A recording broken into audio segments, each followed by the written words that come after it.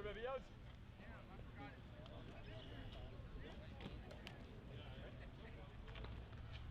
Nope, stay. One more.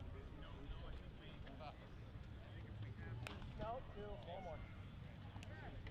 Sorry, coach, I'll be here all day. Nope. That's all I got. Last one. There you go. Oh, heads up, heads up. Heads up. Heads up. There we go. One more. Last one. Here we go. Oh, there you got it. It's way out there. It's a pitching ball. You got it. My bad. My bad.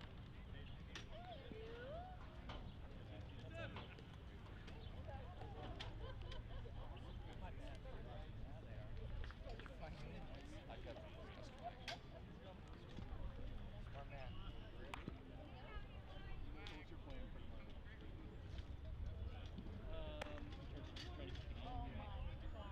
I should give Nick a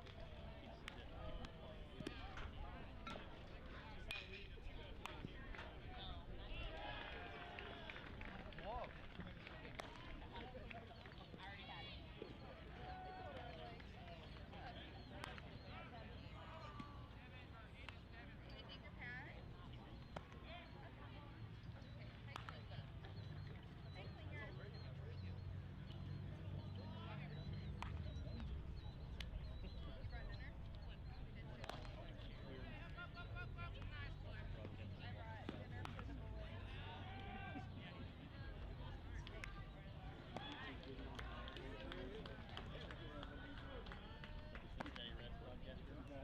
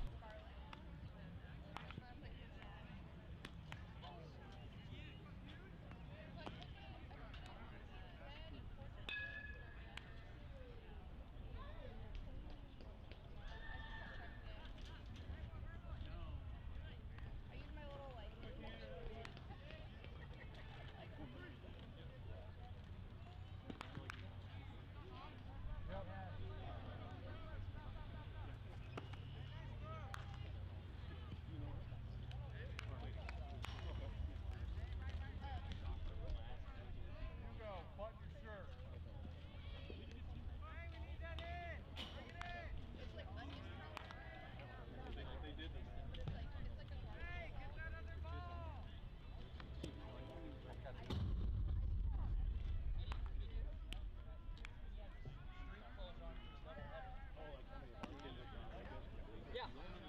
Like he was out there like hitting the wiffle balls and stuff, but he didn't play. I think he just didn't there.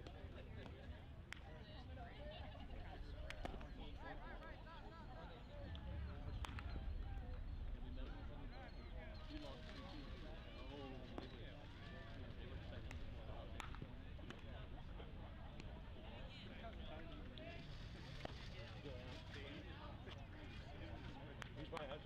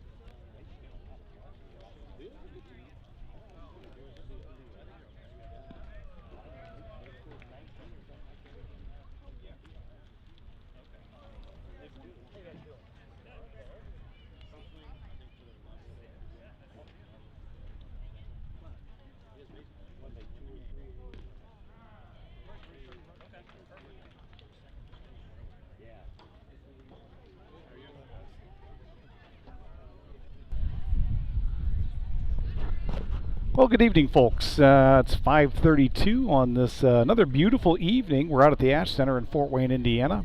Great baseball facility. We've got blue skies. There's just some wispy clouds. You can see off in the distance a little bit of gray. But the temperature is 79 degrees, and they're predicting still a high of 81. We might get a couple more degrees. I believe the humidity is actually up a little bit today on past days. But this is Dan Palmer and my co-host, Craig Collin. How you doing tonight, Craig? I'm doing great, Dan. Another night of baseball. Looking forward to it. Another night of baseball. Busy week. 5 games for the team this week, and so they're going to be running them ragged here in the last regular season week. Tonight's opponent is Southside. I jokingly call them our nemesis, That's right. but they are a team that home times. But the reality is, baseball is what baseball is, and you got to play the game. You got to win the game if you're going to walk That's away right. with the W. That's right. Yeah, they've had a little bit of history against Homestead in the sectional championship game in 2019 and 2018, and were able to come out victorious against Homestead in both of those sectional championship games. So this is a team that Homestead definitely wants to beat, but this is not a league game. This is not an elimination game. This is not a state playoff game. This game has no meaning whatsoever except what people take away from it from their own perspective. And we play them round 1 of sectionals 1 week from tonight. 1 week from tonight. As a matter of fact, I think that's a 7 o'clock start time that night, if I'm not mistaken. So we'll be starting off under the lights, or not starting off under the lights, but we may finish under the lights, although sunset's getting later and later here. So, but I would expect by the end of that game that they'll be turning the lights off. That game's going to take place at Huntington University, the beautiful field they have going over there, down in the bowl with the trees around it. It's a wonderful setting, and it's a wonderful setting for sectionals. Absolutely. Looking forward to that, but that's still a week away, and tonight looks like we've got Carter Matheson on the mound to make the start for Homestead, and Carter Dixon behind the plate. Yeah, and I think Carter, has he started this? Would this be the second start for him this season? I know he started in the second game of Hamilton Southeast in the rain. Did a great job of getting that game over quick. Yes. He's pitched in relief a couple of times, but I think this might be his second start on the season. Certainly not 3 times, or more than 3 times. That's correct. Yeah, even though Carter's not been one of the regular starters from the mound, he's definitely contributed a lot of innings, done a great job. So it'll be interesting to see what Coach Bile does tonight with the pitching, knowing he's got The playoffs starting in a week. He's got still 3 more games after tonight to wrap up the week. So I'm curious to see how Coach Biles is gonna play the pitching staff and how many innings they get and who he puts out there. Yeah, we talked a little bit about it last night with regard to a bit of a chess match tonight. What are the teams going to show each other tonight, knowing they're going to play each other in a meaningful game, the ultimate meaningful game next Wednesday? And I think the idea is that you're not going to show the other team anything other than you're hoping you can show them you're going to beat them soundly. That's right. That's right. Yeah, and also another note for tonight's game is we do have a few players from the JV Blue that have been called up that are likely maybe going to make the playoff roster. So be curious to see if they can get it into the game later on and get some playing time. Introduce the audience to maybe a couple new players. Yep, and Craig, I see our data is we're getting no data through, and then it goes to excellent connection. But I'm wondering if we should try and switch over to your phone as our hotspot right now, because mine had trouble last week. Carrie Parrish thankfully donated her phone to the cause, but I'm wondering if we can get yours up and running. So I'm going to look for your phone there.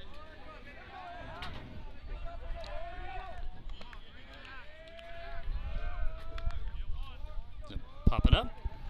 What do we got? What's it called there? Should be Craig's iPhone. All right, that's one I should be able to see.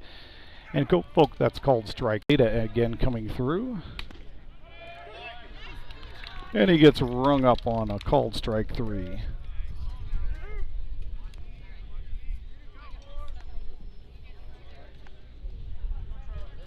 Good start for Homestead. Ground out, now a strikeout. So let's see if we can't finish this inning 1-2-3. And that one's fouled off. Well out of play. This is Trevor Hepner. He's the center fielder. And Trevor Hepner, that name rings a bell. I suspect he plays football, and I suspect he might have been the quarterback on Southside's team. I could be wrong about that, but I recall his name during the football season. And that's ball high. Count is 1-1. We got 2 outs and nobody's on. Yeah, so far Carter's done a good job putting the ball in around the zone. And that's that one comes in high, but gets him swinging, and that's strike 2. Yeah, that was maybe just slightly above the belt. That's a good pitch.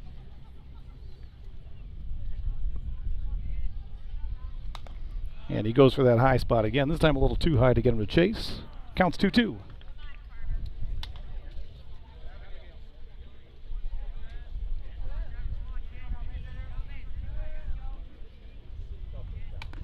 There it is. And he rings him up on a called strike 3. I don't think Trevor was necessarily happy with that call, but it was the right one. Yep, caught the inside corner right at the knees. Good pitch by Carter. So Homestead retires Southside 1-2-3. Good start for Homestead. A very good start, and now we'll hope to see the bats get rolling quick with Homestead and never let up. Yeah, we had a good start last night. First 3 innings, Homestead was able to put up several runs. I think 8 maybe runs in the first 3 innings. Yep. So we'll see if Homestead can get off to another good start tonight. Do we know who's pitching? Number 12. Number 12 is Evan Harrell. Evan Harrell. And folks, you'll get Craig's analysis of the pitches this gentleman is throwing here shortly as he's warming up. That one, I will say, did not look fast. No, he not sure whether he's what year he is in school, but he looks like an underclassman to me. He does, definitely. So again, I don't think we're probably gonna. One of 2 things, Dan. We're gonna see probably a couple pitchers that we'll definitely not see next week, or we'll see like what Blackhawk did, and maybe a different pitcher every inning to 2 innings, changing it up a lot. And we got a ball just came onto our field. Doesn't matter because we're still in warm-ups here. So he's a right-handed pitcher. Pretty standard 3/4 arm slot.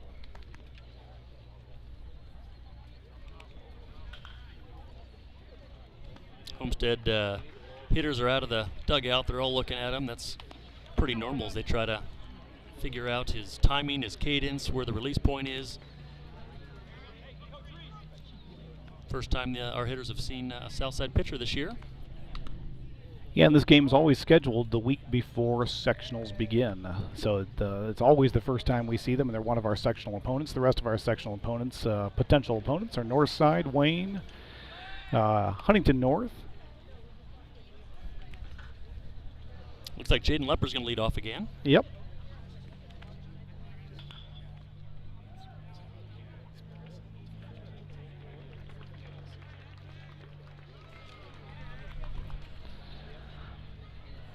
So Jaden Lepper up to bat to lead off the Homestead Spartans. Jaden did a great job in the leadoff spot last night. Let's see if we can't get Jaden on base here.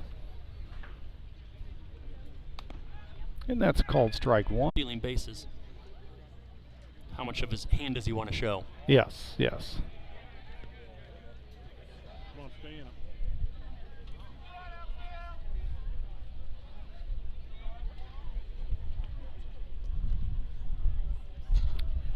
Carter's dancing around a little over there. Oh boy. Caleb Colping just absolutely hammers one to center field, and it goes one, hops into the wall. Caleb's going for 3. Carter's going to score. Caleb will make it easy for a stand-up triple. An absolutely fantastic piece of hitting there. Crushed it. Absolutely. Right off the bat, that was not going to be playable by center field. No. I wasn't even sure if it was going to carry enough downwind to possibly get over the fence, but right to the wall. Great job by Caleb. Stand-up triple. Yeah, if he had gone left or right of where he hit it, because he hit it almost smack dab to dead center, that ball would have gone out. Yeah, that was pretty much the deepest part of the ballpark. And that brings up Brennan Wiegert, the Tennessee kid. He's a Hoosier now. He's a Hoosier now. His family hails from the Hoosier State. It's called strike one.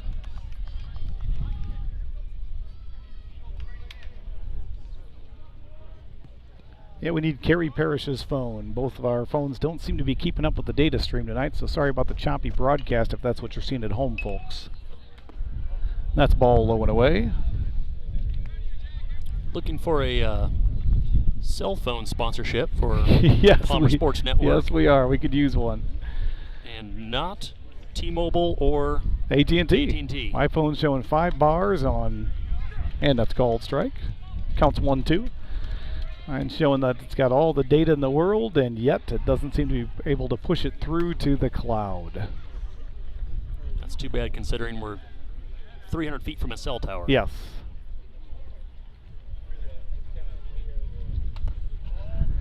And he holds. Counts 2-2.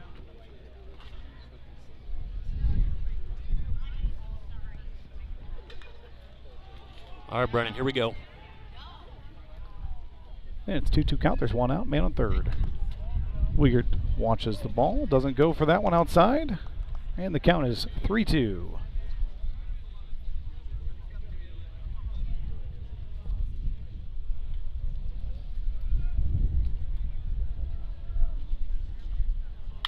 Throws one down the pipe. Wiegert fouls that one off.